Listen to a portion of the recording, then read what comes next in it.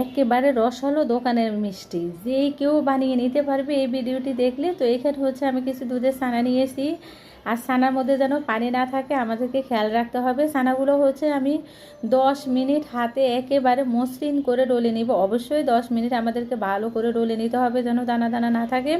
তো এখন হচ্ছে আমি গোল গোল করে মিষ্টির মতো করে নিব। তারপরে হচ্ছে ওই দিক দিয়ে আমি চুলার মধ্যে শিরা বসিয়ে দিয়েছি। এইখানে হচ্ছে আমি 1 কাপ চিনির মধ্যে 2 কাপ পানি দিয়ে পাতলা শিরা তৈরি করে নিয়েছি। ওই শিরার মধ্যে হচ্ছে আমি মিষ্টিগুলো দিয়ে দিচ্ছি। মিষ্টিগুলো দিয়ে আমি 10 মিনিট রান্না করে নিব। চুলা একেবারে হাই হিটে দিয়ে, চুলা এখানে কমানো বাড়ানো যাবে না। 10 মিনিট রান্না হয়ে গেলে হচ্ছে আমি চুলাটা বন্ধ করে এই মিষ্টিগুলো রেখে দিব 2 ঘন্টার জন্য ডেকে। দেখেন মিষ্টিগুলো কত বড় হয়ে গেছে। 2 ঘন্টা পরে ফিরে আসব।